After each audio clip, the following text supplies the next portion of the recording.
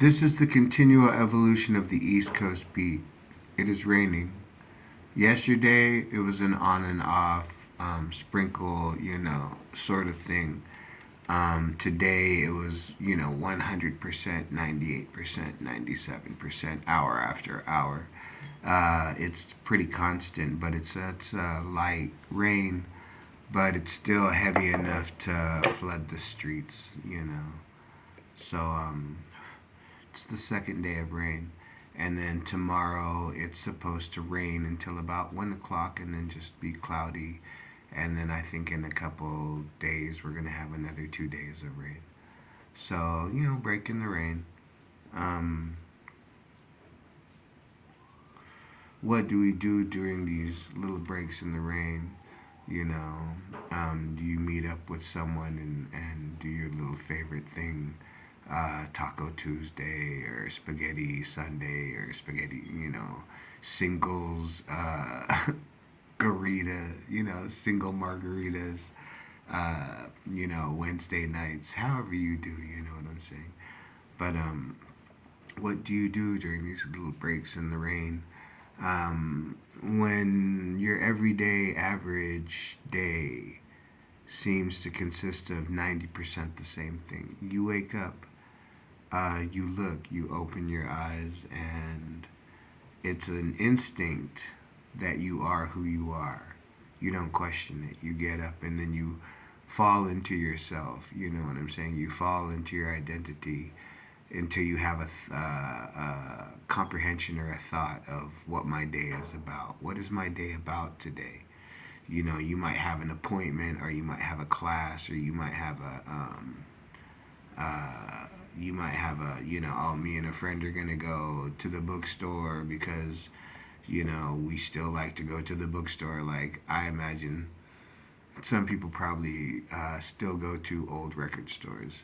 I haven't had a record player in a while, but there was a time when I would do certain things. Like, there used to be this place called the Blues in Redlands. It might still be running, but for a while they had a couple of 8 tracks for sale. They had a pretty decent little size 8 track. Like, oh, this is back in the 90s, you know what I'm saying? So they had an 8 track collection back in the 90s for sale, and I had a 75 Cadillac that had an 8 track player in it. And I wanted to keep the Cadillac as original as possible. This was in '96. So I didn't switch out the speaker system. I didn't switch out the stereo. I kept the 8 track player. And I had it was the match covers, the covers to the flip top matches. I had to use one of those covers and fold it up and stick it in at a certain point of the 8 track to keep it from skipping. But most of the times it would play both sides of the 8 track simultaneously, one softer than the other. You could hear one, but if you paid attention, you could hear two. And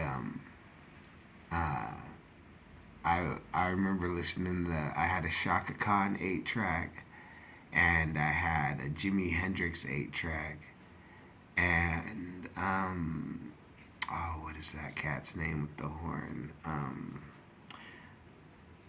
Da da da da da da da da da. No, oh no, what was his name? Um, Chuck Mangione. I had a Chuck Mangione C 8 track, and that's how I got into Chuck Mangione. If that's the one I'm thinking of, the horn player, if his name was Chuck Mangione, or Chuck Mangione might have been somebody else, but I got a couple of 8 tracks, and some of them I just bought because there were names I maybe heard once in a conversation, by in some place where I thought, oh, that sounds cool.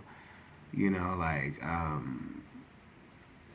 there's certain albums I bought because I heard, or like when I was in the army, I would actually read magazines about music, and then I would say, okay, well, if this is an up and coming band, and they sound like this and they sound like this.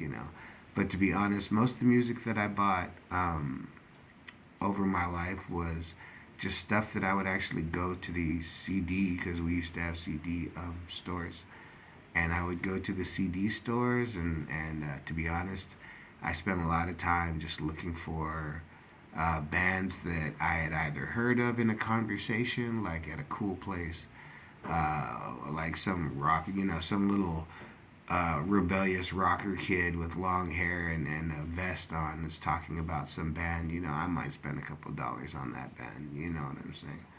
Um, you know, and always, if there was, I'll be honest, if you had cool artwork on your cover, that alone might get your album bought by somebody like me. I'll give it to you. I hope the album is as good as the cover. You know what I'm saying? Like, why not? Um, so I would try certain music based on stuff like who said this sounded like a band that I would like. You know what I'm saying? And but yeah, I had a couple of 8 tracks, and like I said, the Shaka Khan and the one like that. But why am I talking? The older I get, the more I realize I have.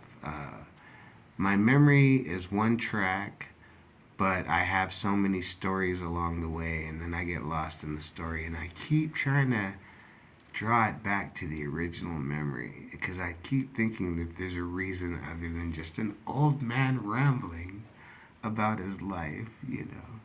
I know there's moral and all those things, but at the same time, there are certain things I said I would never do that I've never done. Certain things that I said I would never do that I've done. Certain things that I would never do that I hope I never get in the position to find out whether or not I would actually do them in my lifetime. You know what I'm saying? You can catch me in the next one. You know what I'm saying? But how'd the man say? Live long enough to basically, become a hypocrite. Oh, I would never do this. I would never, you know, and it happens. But that's part of the travel along the way, though. Is okay. At one point, I was, say you thought you were physically strong, you know what I'm saying? And you used that in your life. So you chose things to make your body stronger and stronger. You dress a certain way to emphasize that you use your body, you know what I'm saying? And then, people don't take into your account your intelligence until you start speaking or until you show up at a certain moment and they're like, well, this isn't just some guy that drinks protein shakes and does push-ups, you know what I'm saying? Or this isn't some, you know what I'm saying? It's like, yeah, I live my body first, but yet I have these other things going on in my life.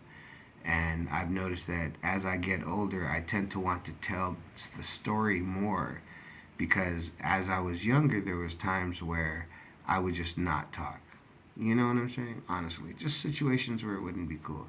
I mean, I was one of those guys in basic training that my my first the platoon leader that I was in would allow me to talk during certain long road marches, and we'd have like 3 or 4 guys cluster up close enough to hear me tell a story or just talk about whatever. And one of the things we talked about was the Japanese concept of satori that was brought up by my first pen, you know, and enlightenment,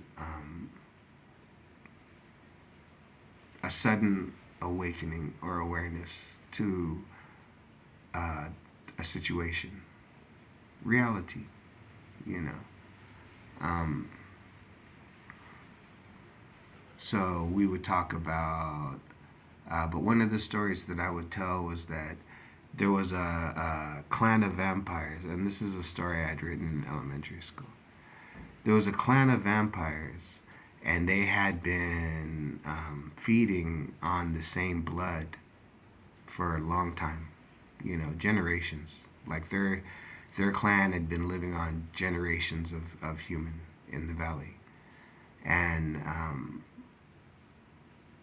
at one point, one of the clan had left and traveled. I guess there was something calling him. The holy war in the desert had called him. And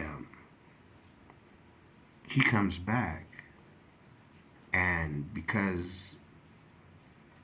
he sees the effect of, or he sees in their reaction to him the effect of what has happened by him leaving the land and eating and drinking and bathing in the waters of other lands has done to him. You know what I'm saying? So, I would tell stories like that to my soldiers, the ones beneath me, to my second, to the guys, next to the fifth and sixth in line, you know what I'm saying? I would just tell stories like that as we march miles, you know what I'm saying? I mean, I possibly can't keep track of how many miles because, to be honest, I've walked, I could make the march, so that means I could walk it. And it doesn't really matter, you know, I did, you know, I heard at one point it was a 12-mile road march, and I think to myself, could that have possibly been 12 miles? Yeah, sure, that could have been 12 miles. You know what I'm saying? So, oh, anyway, I got the Cadillac when I came back from the Army. I got a 75 Cadillac. And I didn't really have the money to keep it up, you know, because parts, like I had to hand mill parts and stuff like that. So eventually, the Cadillac got into an accident. And that's why sometimes I think to myself, yeah, I was 22 years old with a 21-year-old Cadillac. You know what I'm saying? Like, I was a 20-year-old with a 20-year-old Cadillac, and I had bought a suit to match, and I wore Doc Marten boots, and I was into the beats, and I was into rhythm and rhyme, and I was into the infinite solitude, and I was into the sadness, and or it was into me. You know what I'm saying? And and at 50, I have scars and bruises and tattoos and stories to tell, and I can honestly admit that I don't always remember everything the way that everybody else seems to remember it. So I don't really drink on purpose. I don't drink alcohol just to help not be the reason why I wake up in the morning hugging the tree. It's funny to me, but you know.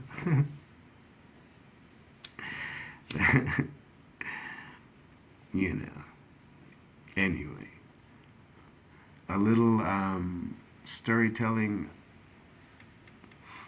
on a rainy, Tuesday afternoon. You know what I'm saying? To get you by. The East Coast beat, we will not be denied.